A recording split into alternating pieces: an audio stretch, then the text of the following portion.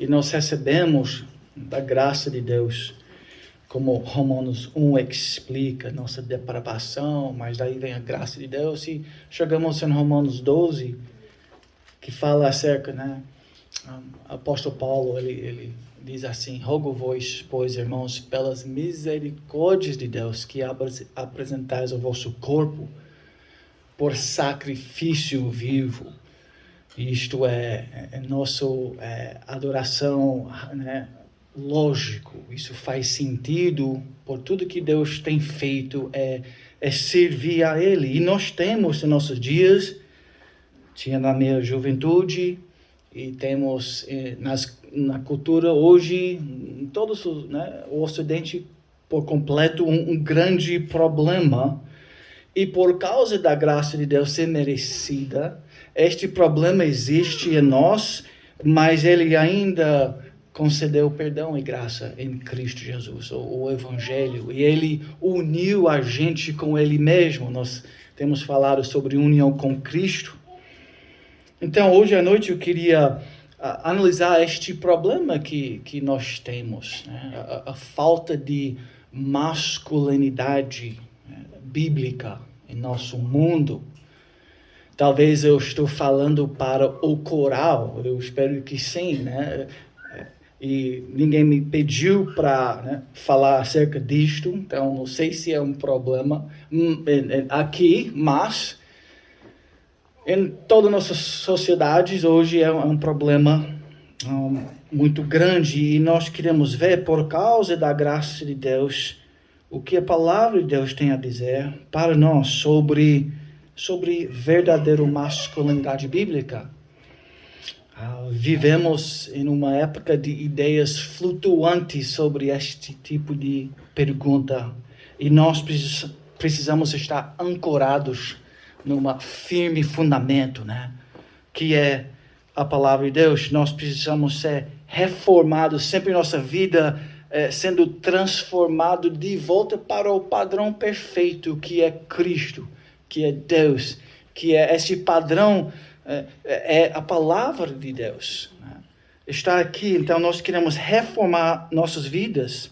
O mundo, eles quer revolucionar, eles desejam quebrar tudo que foi antes e inventar coisas novas. E isso está muito forte em nossos dias, batendo nas portas de nossas escolas e casas, e né, diversidades, né, que como nós temos aprendido hoje em toda a nossa cultura.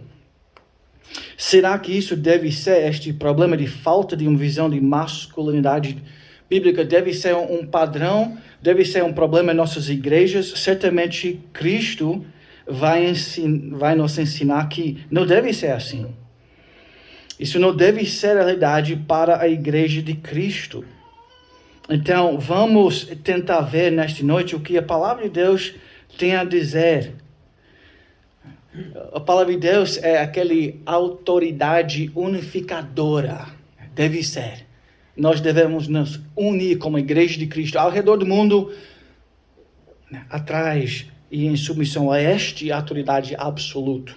Infelizmente, a cultura tem sido, né, aquelas coisas que estão na moda, isso invade nossos lares e nossas igrejas, e isso se torna tão comum que nós acabamos pensando que isto é normal, é a nova norma, é o padrão.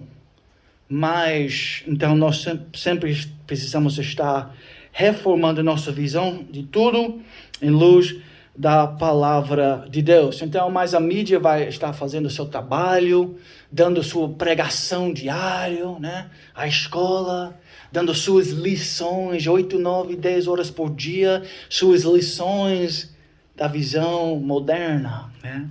E não bíblica. E algumas passagens bíblicas que eu vou ler são exemplos de algumas passagens, né, que a cultura não gosta em nossos dias. Deixa eu ver que eu consegui achar essas passagens, sim. Algumas passagens que a cultura não gosta nos dias de hoje.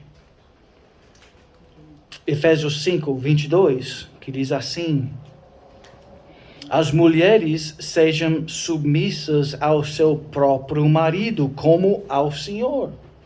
Uau, tenta falar isso hoje em dia, lá na cultura normal. Porque o marido é o cabeça da mulher, como também Cristo é o cabeça da igreja, sendo este mesmo o salvador do corpo. Como, porém, a igreja está sujeita a Cristo, assim também as mulheres sejam em tudo submissas ao seu marido. Maridos, amai vossa mulher, como também Cristo amou a igreja e a si mesmo se entregou por ela. Então, a cultura hoje não gosta desta ideia de submissão da mulher e liderança masculina. Colossenses 3, esposas, sede submissas ao próprio marido, como convém no Senhor. 1 Timóteo, talvez o mais forte ainda, né? A mulher aprende em silêncio com toda a submissão. Então, eles não desejam estas ideias antiquadas. E está tendo uma revolta muito grande. Isso está batendo na porta da igreja, como vocês já sabem muito bem. Mas Deus é soberano e Ele é o Criador dos céus e a terra. E nós lemos nas primeiras palavras, né, da revelação bíblica que Deus soberanamente decidiu formar o homem primeiro. Gênesis 2:7. Então formou o Senhor Deus ao homem do pó da terra e lhe soprou nas narinas o fôlego de vida. E o homem passou a ser alma vivente. Conhece muito bem, né? 22. E a costela que o Senhor deu, Deus tomará a homem, transformou-a numa mulher. Ele a trouxe e disse ao homem: este afinal é osso dos meus ossos e carne da minha carne. Chamar-se-á varoa, porquanto do varão foi tomada.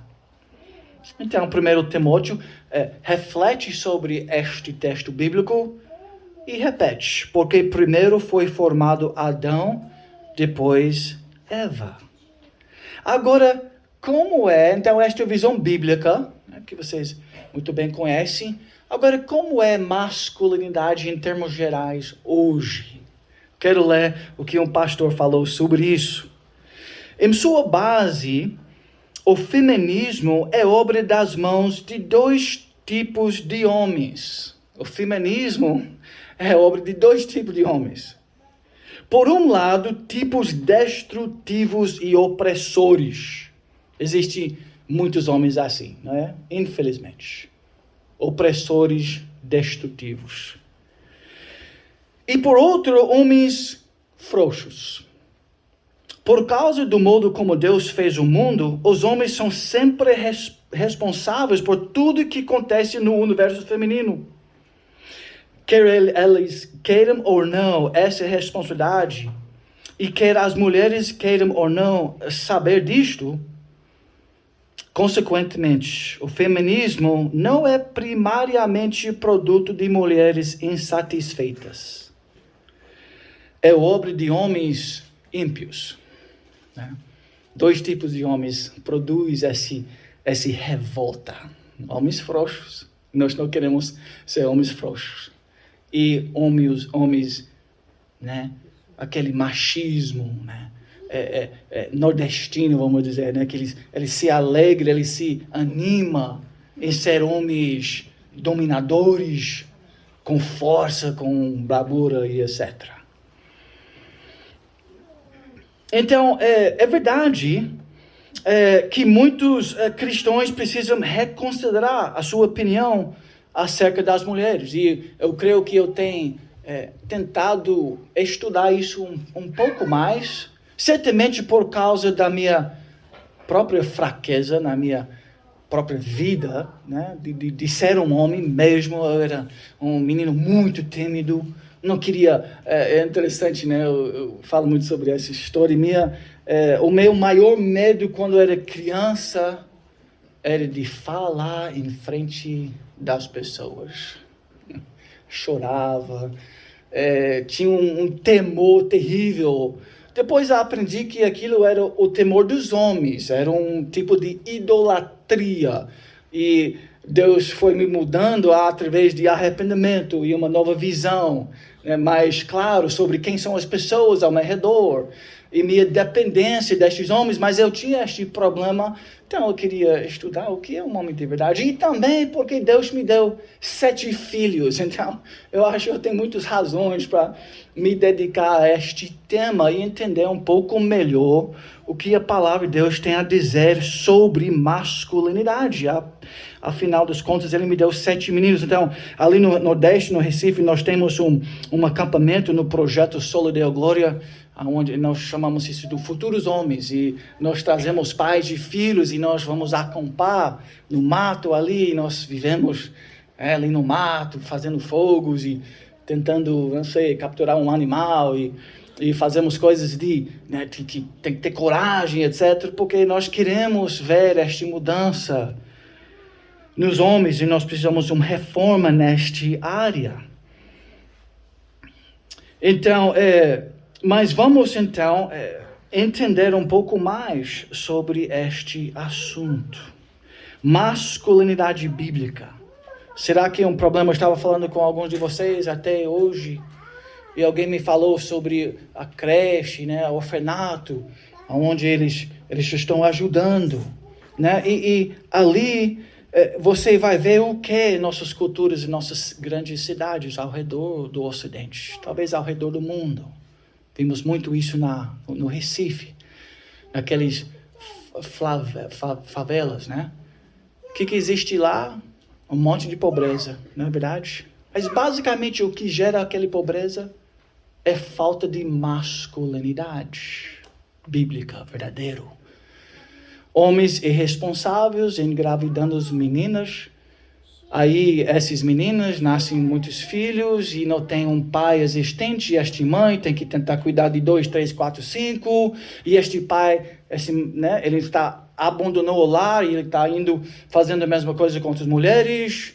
Isso gera uma pobreza geracional, e nós vivemos nesse ciclo sem fim, e basicamente o problema é uma falta de masculinidade bíblica. Então, isso impacta até nossa cultura em tantos sentidos. E a Igreja de Cristo, nós temos a responsabilidade de ser o sal e luz neste mundo, exemplificando para os outros homens e mulheres, né, o que é um homem de Deus, o que é um homem de verdade. E agora, se isto é um grande problema em nossos dias, aonde é que nós devemos começar?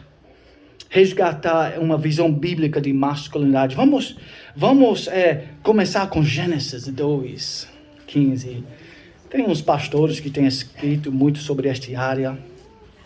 E um pastor chamou Gênesis 2:15.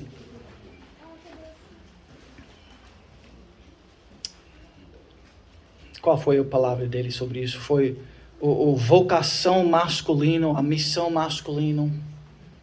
Vocação masculino, o mandato, foi isso, o mandato masculino.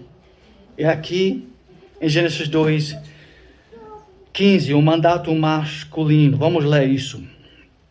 Tomou, pois, o Senhor Deus ao homem e o colocou no jardim do Éden para o cultivar e o guardar. Esta é a primeira coisa que Deus faz com o homem.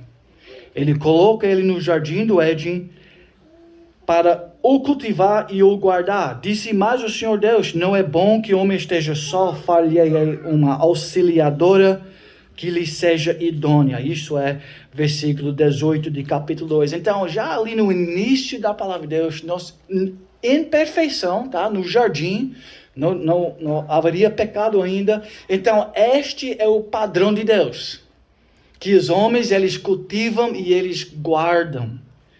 E que a esposa, Gênesis 2:18, ajuda ele nesta tarefa grande, essa missão bela de guardar e proteger, cultivar. Então, é verdade que a tarefa de domínio é muito difícil fazer sozinho. Gênesis 26 e 20, eu acho que nós vamos ver isso daqui a pouco, então não quero pular em frente ainda não. Nós temos, Deus deu ao homem esse trabalho de domínio. E seria muito difícil um homem dominar qualquer área da vida sozinho. Especialmente aqueles que são casados, que é o padrão normal. Deus criou o casamento ali em Gênesis 2. 18 até 25 nós temos the blueprint, né? Nós temos o mapa, nós temos como chama blueprint? Os diretrizes, né? Nós temos o projeto de Deus para o casamento, exemplificado, e as diretrizes estão ali. Agora, como é que um homem vai dominar uma área de trabalho para a glória de Deus se ele não tem uma auxiliadora que vai cuidar dos outras coisas tão importantes? E junto eles conseguem fazer, mas sozinho é quase impossível. Não é bom que o homem esteja só. Então Deus tem uma ideia perfeita. Estas tarefas globais de domínio seria impossível fazer sozinho. Deus falou em Gênesis 1, multiplicai-vos, enchei a terra. E ao longo da história bíblica nós aprendemos que isto é uma visão bela. Você pode ir para o salmista, onde é escrito, abençoado aquele que tem uma lar, né? A mulher que será como um vida, Salmo 127, Salmo 128, é isso? Esses dois salmos falam tão belamente sobre os filhos. E infelizmente hoje, este não é a visão quase, nem falando da cultura, mas na igreja, isso não é mais a visão bela. Uma família. Talvez se Deus abençoe sua família com vários filhos, que são obedientes, que são discípulos de Cristo, né? Que honra pai e mãe. Esta visão hoje não é considerado mais bela e respeitado e lindo, infelizmente, porque é a visão bíblica. E vocês vão ver, nós temos gente demais no mundo. Vocês podem assistir uns secularistas fazendo os cálculos. Eles são bons na economia. Eles são bons na interpretação daquilo que está acontecendo no mundo. E eles estão dizendo assim, está tendo uma inverno de números. What's the word?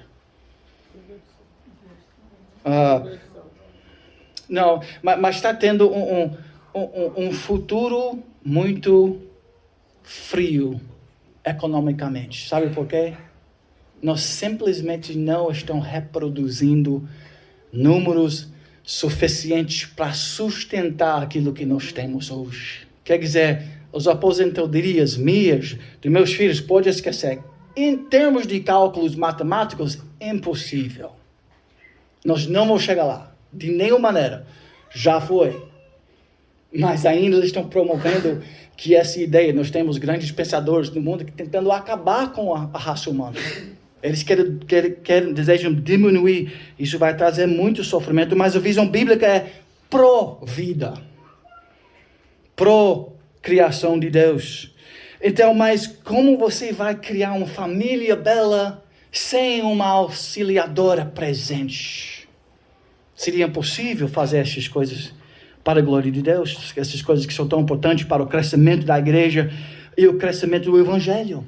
Fazer discípulos de todas as nações, ensinando todas as coisas que eu tinha ensinado.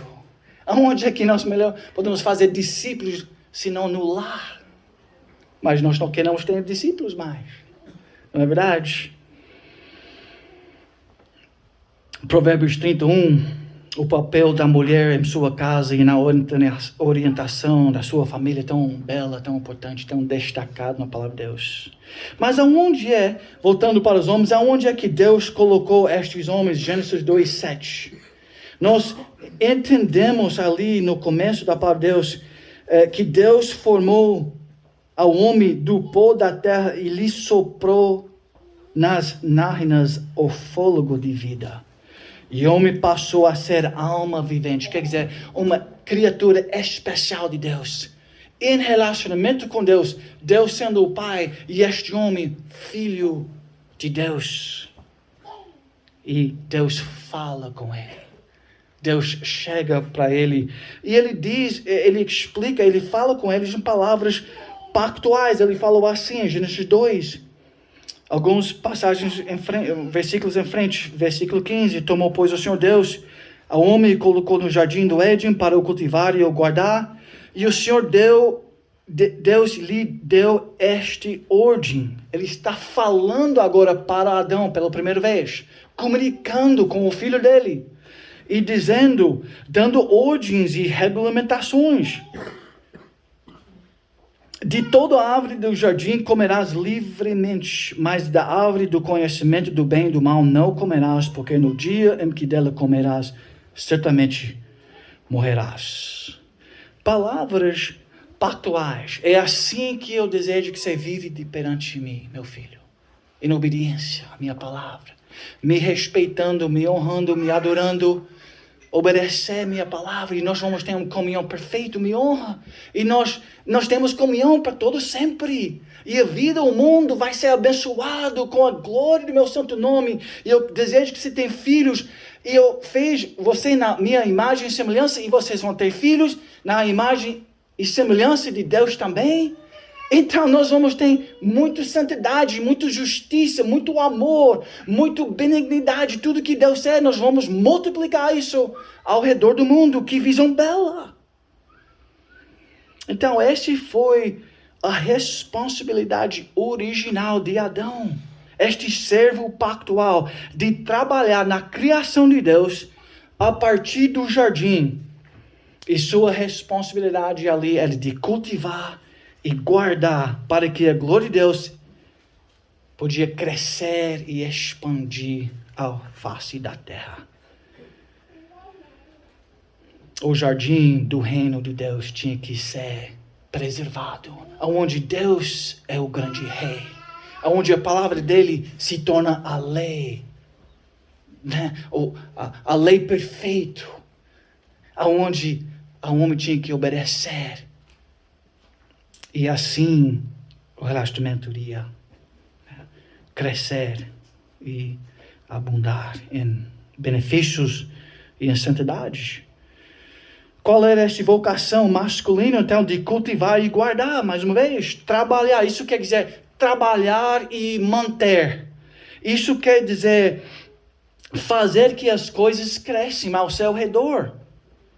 Igual um jardineiro, ele sabe, né, plantar e cuidar e proteger. É carinho, é cuidar, é construir, é orientar. E qualquer pessoa que trabalha com a roça, que trabalha com as árvores, com as plantas, você sabe o trabalho arduoso que é isto. Se você trabalha com animais, meus filhos têm porcos, meus filhos têm alguns cachorros e eles têm experimentado. Eles tinham galinhas, todos foram mortos, os cachorros entraram ali. Você sabe o grande trabalho que é para pastorear, para cuidar, para cultivar, fazer que as coisas cresçam. Adão tinha que guardar ou manter. Isso significa proteger e sustentar o progresso já alcançado. É manter seguro, é vigiar, cuidar e manter. Então, estas duas palavras, cultivar e guardar, resume esta responsabilidade, este serviço, esta liderança. O homem tem esta responsabilidade. Ele tem que ser um servo e um líder, dominas. Dominai sobre todo. Não é isso que Deus falou para ele em Gênesis 1, 26 a 28. Aonde é que ele deve cultivar e guardar? Ele estava no jardim de Deus. Agora eu quero te perguntar, aquele árvore que ele tinha lá, o que era? Tinha várias árvores, né? Aqueles árvores são importantes? Não são, né? Aqueles animais eram importantes? São. E Deus, né? A criação de Deus, então eles são importantes. Mas o que era mais importante do que aquilo lá? Né? Quem estava lá? Um outro ser humano. Eva estava lá. Então, ele tinha que cultivar e preservar, guardar, proteger todos os relacionamentos pactuais naquele jardim de Deus, aonde Deus colocou ele para ser o filho de Deus, para ser o vice-regente de Deus. Eu te coloquei ali com esta responsabilidade, Adão, de preservar e guardar aquilo que eu criei. E eu fiz você em casamento. E ali você, homem, tem que preservar, guardar, proteger. Eu fiz você se tornar um pai, e ali você tem que guardar e proteger. Certamente esses corações, essas almas são mais importantes do que as árvores. Então, o trabalho principal de Adão ali era de cultivar relacionamentos que glorificam a Deus. Então, o que a Bíblia está ensinando sobre nossa tarefa como homens neste mundo, e para cada mulher, essa deve ser uma mensagem muito importante, né? Porque vocês um dia vão ter que casar, né? E você deve querer casar com este tipo de homem, que não existe um homem perfeito, mas este deve ser o desejo dele de viver isso. Então, mulheres, vocês têm que saber disto, porque vocês vão querer casar com um homem deste, e você também vai ser mãe de alguns homens, e você tem a responsabilidade de cultivar isso, de cuidar, de discipular seu filho para ser este tipo de homem bíblica. Será que isto é nossa vocação, resumido em 2 palavras? Será que é tão fácil assim mesmo de ser um homem? Será que é tão simples assim de ser um homem? Temos que nos dedicar ao trabalho, construção, manutenção, proteção de tudo colocado debaixo do nosso encargo, nossa responsabilidade. Este é nosso pequeno reino, onde nós temos que ser profeta, sacerdote e rei aqui neste lugar. Isso certamente inclui os corações de nossos filhos e de nossas esposas. Ali é onde nós precisamos trabalhar. Cultivar o jardim de Deus, e aquilo que é mais precioso no jardim de Deus foi os seres humanos, nossa família.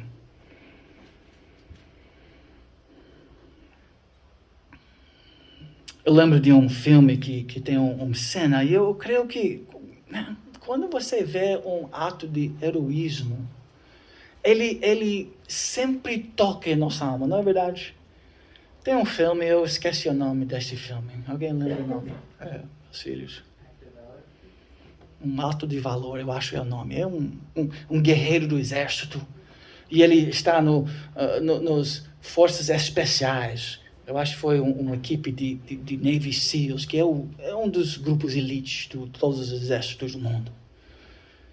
E deste grupo de 20, 30, 40, não sei quantos homens, ele era o capitão, e ele tinha essa missão de ir lá naquele país e pegar de volta uma mulher espião no lado deles, que foi capturado, que estava sendo violentado e estava sendo castigado, e muito coisas ruins estavam acontecendo com ela. E eles tinham que ir lá. Então a guerra acontece. Eles estão tentando pegar ela. E finalmente esse grupo de elite, no início do filme, este capitão, esse cara do elite, ele era casado, e ele despediu da esposa dele, e na despedida ela falou, ele já tinha uma filha, e ela estava grávida, e ele descobriu que iria ser um menino. Aí a cena começa, aí ele vai embora. Então esse capitão, eles estão na guerra contra esses homens maus. E eles estão dentro de um quarto pequeno, finalmente, no ápice da filme, e o inimigo lança uma granada ali dentro daquela sala. Você já viu esse filme? Aí o que acontece? Esse capitão, esse líder, ele é o único que viu aquilo que entrou no quarto. E imediatamente ele pula em cima da granada. E o corpo dele sai do chão. E ele morre. E quando você vê aquela cena, você fica emocionado. Quase não consegue falar sobre essa cena. E você fica arrepiado, porque você vê um verdadeiro ato de heroísmo, do amor verdadeiro, de sacrifício em prol do outro. Isto é masculinidade. E exatamente isso, não queria, né? Essas ilustrações de verdadeira masculinidade, elas são pequenas imagens daquilo que Cristo fez por nós. E no final eu quero tocar sobre o Evangelho, porque nós vamos aprender como ser um marido fiel, analisando e vivendo e dependendo do nosso Mestre, Cristo, que morreu para a esposa. Ele entregou a vida dele para proteger e cultivar, né, e salvar a esposa.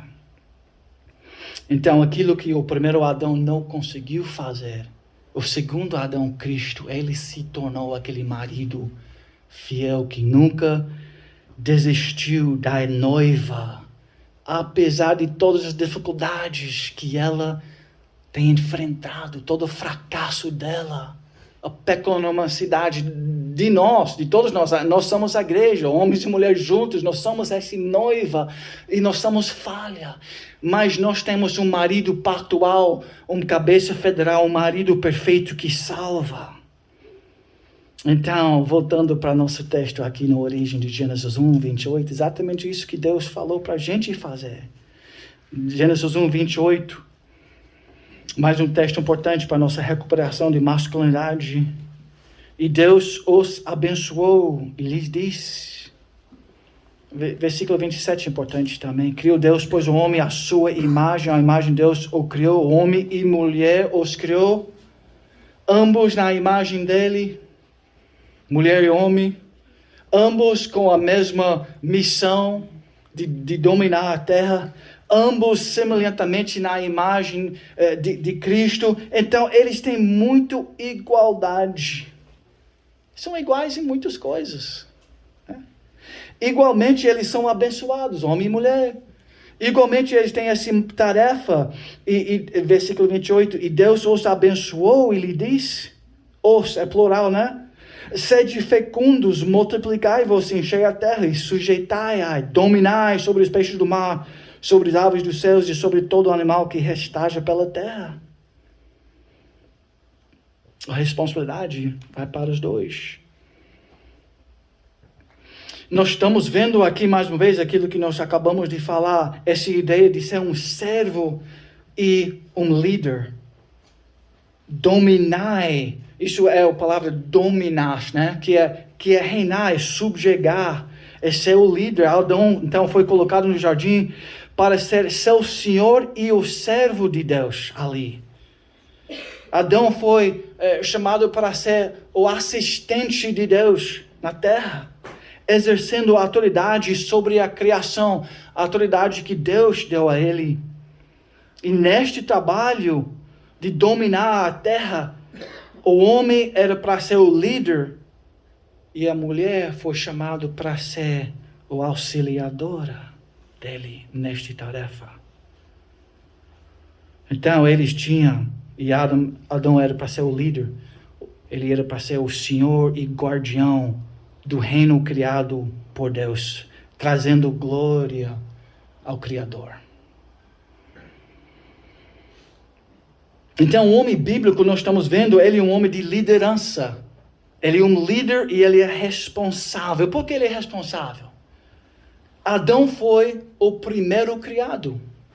Segundo, Adão é chamado, em vários textos, o representante da raça humana. Em Adão, todos morrem. Mas não foi Eva que pecou primeiro? Mas Deus foi depois daquela tragédia, e ele falou assim, Adão, aonde você está? Ele responsabilizou o líder. E sempre é assim, né? Quando a seleção perde, o que acontece? O técnico é mandado embora. Quando o país não está indo bem, nós tiramos, né? Geralmente, espero que nós façamos, o líder, porque ele é responsável. Nós vimos que homem é para ser o líder porque Adão deu nome à mulher. E ele tem a responsabilidade primária. Em Gênesis 3:9 nós ouvimos aquelas palavras. Adão, depois da queda, chamou o Senhor Deus ao homem e lhe perguntou depois da queda: onde estás? Eu não te dei uma palavra de proteger e cultivar e guardar, preservar, e você falhou. Então ele manda um outro resgatador, Gênesis 3:15. Um que vai ter a vitória. Mais uma visão, talvez a última ilustração para entender esta ideia de masculinidade bíblica. Por que não a palavra pastor? Nós temos duas palavras que nós temos visto já no grego. Doulos, servo. O apóstolo Paulo sempre começa as cartas dele com Paulo, doulos, Jesus Cristo.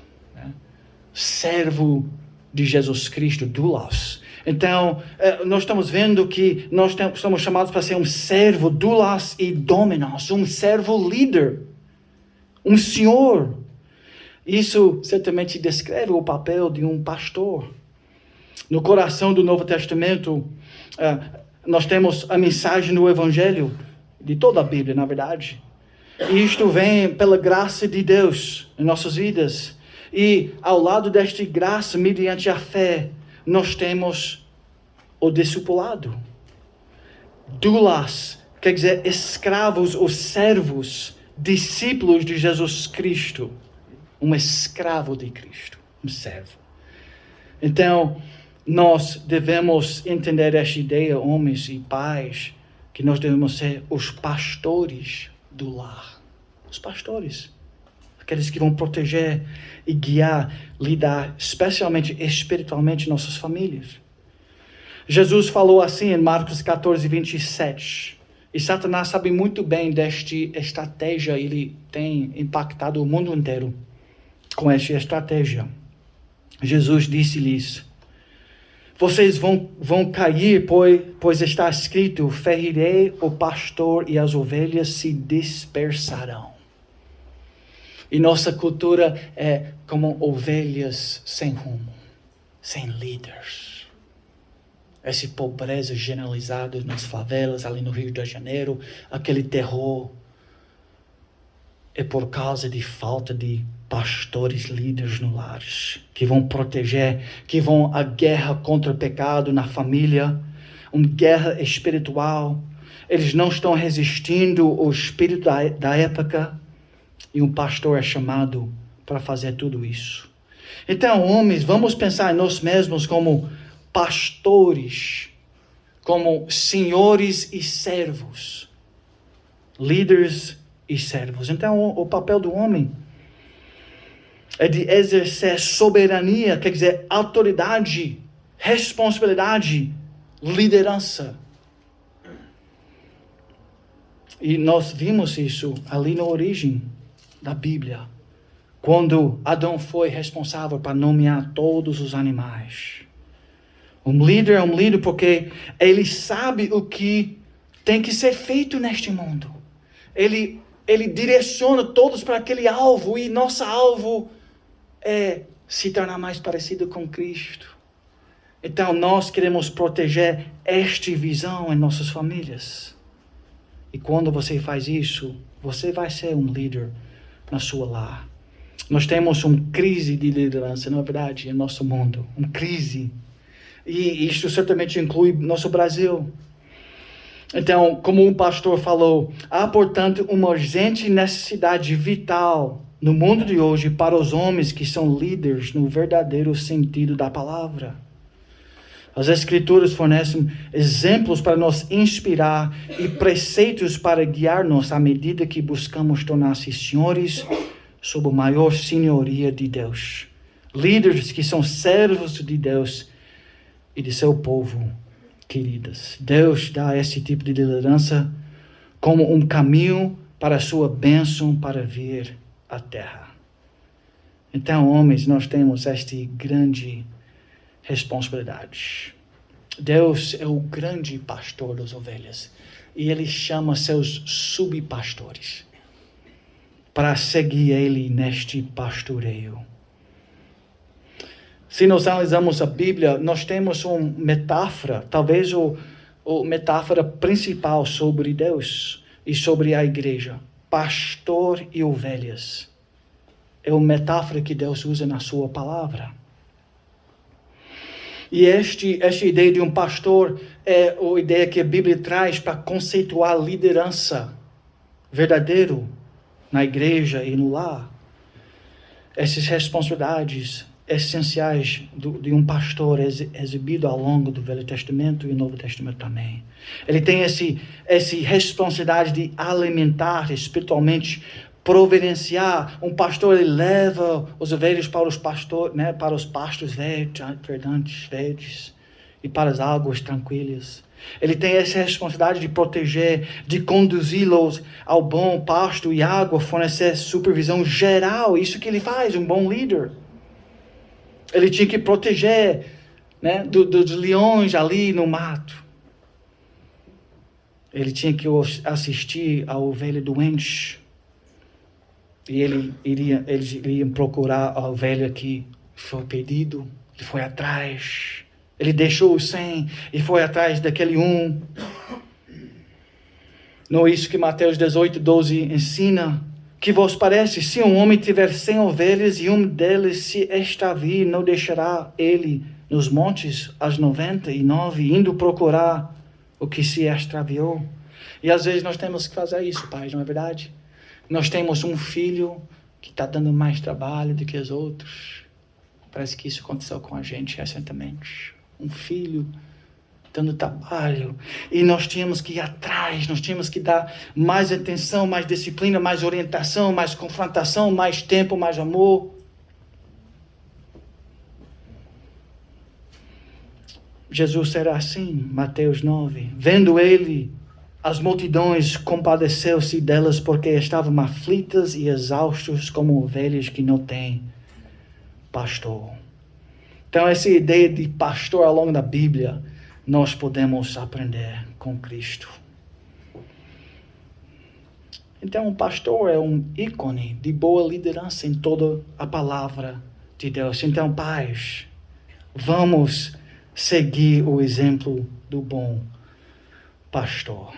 No Novo Testamento, mesma coisa é ensinado.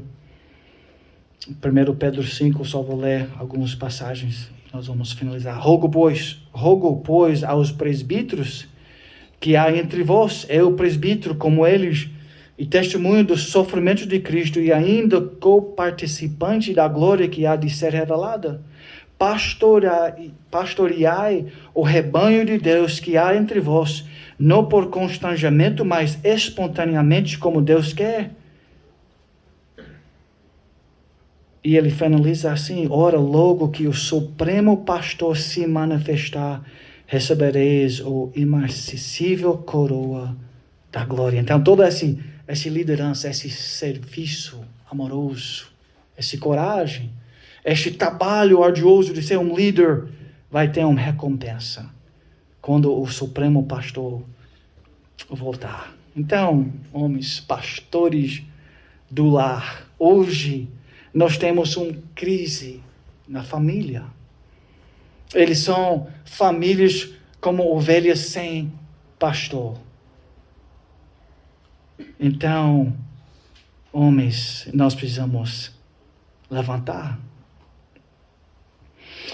A passagem diz assim: porque o marido é o cabeça da mulher, como também Cristo é o cabeça da igreja. Então, a Bíblia não está ensinando a gente que nós temos que nos tornar o líder. A Bíblia diz no indicativo: você é o líder. A questão é: você é um bom líder ou você é um líder ausente, um líder falha, ou você é um líder como Cristo, que é pastor de nossas almas.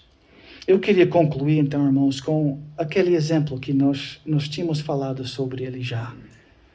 Mas Jesus, como o exemplo perfeito de verdadeira liderança. Vamos finalizar com a imagem do Evangelho, enquanto nós estamos pensando no que é um verdadeiro líder, um homem de Deus.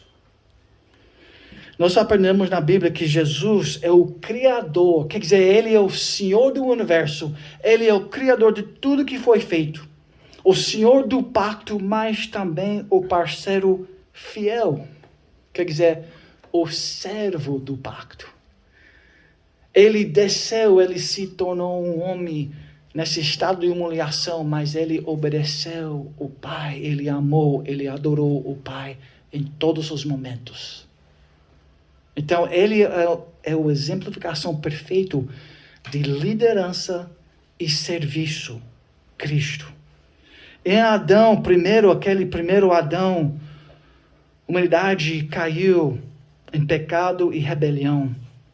Mas em Cristo, irmãos, nós estamos sendo construídos uma nova humanidade. Nele, as nações são verdadeiramente abençoadas em Cristo. Ele é a esperança para todas as nações da terra. Por que ele é a esperança? Porque ele foi fiel a Deus. Ele era submisso e obediente em todas as coisas. Ele salvou a terra, o universo, a raça humana, com a obediência dele, a submissão dele. Está vendo, mulheres também? Eu acho que nós aprendemos alguma coisa muito importante sobre ser submisso. Tem algo muito belo, algo muito divino neste trabalho, que também é arduoso. Nós podíamos falar sobre a submissão da mulher como um ato tão nobre e tão belo, mas quase perdido e desrespeitado em nosso mundo. Mas é assim que Cristo agiu e com isso Ele salvou nossas almas. Em Cristo pode-se dizer caminhar comigo e ser santo. As palavras pactuais. Anda comigo. Nós vamos ter comunhão. Nós vamos ter santidade e relacionamento perfeito. Em Cristo nós temos isso. Ele foi morto e derrotado. Mas nele a morte foi derrotada. Então, olha como ele preservou. Ele está protegendo a noiva no serviço, no ato de amor dele. Por causa do seu sangue, nós podemos beber o vinho da nova aliança e comer juntos por toda a eternidade com Deus. Então, aquele momento de comunhão, né? Nós estamos lembrando todo domingo, todo mês, pelo menos, este ato de renovação e de salvação de Deus, esta proteção, esse trabalho de cultivar e proteger o jardim de Deus, Cristo faz, e nós temos comunhão com Deus para todos sempre. E finalmente, no fim da Bíblia, no fim da história, nós vimos as palavras. E lhes enxugará dos olhos toda lágrima, e a morte já não existirá, já não haveria luto, nem pranto, nem dor, porque as primeiras coisas passaram. São chegados as bodas do Cordeiro, cuja esposa a si mesma já se ataviou, pois lhe foi dado vestir-se de linho finíssimo, resplandecente e puro. Então Cristo, ele veio. Ele é o grande herói da história. Ele está destruindo todos os nossos inimigos. As ervas daninhas da raça humana, Ele está nos protegendo. A história da Bíblia, então, é sobre a sua vitória e como Ele salvou um povo para si. Ele é o herói, o rei, o profeta, o sacerdote, o legislador, o senhor, o servo, o pastor, o cordeiro, o marido fiel. E com ele, irmãos, especialmente homens, nós aprendemos o que é ser um marido fiel, olhando e analisando a vida e a salvação de Cristo. Irmãos, nós precisamos ver, não é verdade, essa mudança em nossa cultura, em nossas igrejas, e quem é responsável para fazer essa mudança? Nós vamos colocar isso nos ombros de quem? Essa mudança que precisa ser feita no casamento, e na família, e na igreja, e na nação, e no mundo. Quem é que vai liderar esta reforma? Você. Bem-vindo à masculinidade bíblica. Bem-vindo à responsabilidade bíblica, responsabilidade pactual. Bem-vindo a um propósito firme também. Uma visão gloriosa de verdadeira masculinidade, uma vida honrável. Bem-vindo a isto, mas prepara-se. Bem-vindo a uma vida de antítese, de guerra contra o pecado, contra este mundo tenebroso. Bem-vindo a uma vida de natação contra a corrente deste século. Bem-vindo a uma vida parecida com aquilo de Noé, Isaías, Elias, Davi, Cristo. Os homens que eram contra o mundo, em pró do mundo. Cristo é o centro da verdadeira masculinidade, irmãos. Ele é o responsável. A noiva era infiel. Quem se levantou para salvar? Quem se levantou quando a noiva, quando a mulher, quando a esposa era cheia de pecados, feios, mortos em delitos, em pecados? Quem se levantou? O grande herói da história. Ele vai salvá-lo dos seus pecados.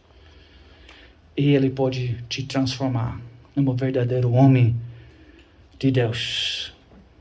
Na sua liderança servidora. O Criador do mundo.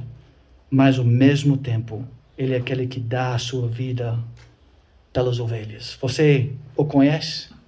Este Deus de salvação. Este verdadeiro homem fiel. Se sim, você pode também seguir nos passos dele, seguir o exemplo dele e se tornar mais parecido com ele. E certamente sua esposa vai agradecer a Deus. Sua igreja vai ter um testemunho de verdadeira masculinidade. Seu pastor vai ser muito grato e ele vai ter muitos exemplos ao redor dele. E este mundo precisa ver este tipo de homem. Vamos tornar isso para a glória de Deus. Esse sacrifício vivo, essa verdadeira visão bíblica de masculinidade. Um líder, um servo. Aquele que vive uma vida de sacrifícios verdadeiros para a glória de Deus e para o bem do próximo. Para o avanço do Evangelho no nosso mundo. Nosso Deus merece tudo isso. Vamos orar.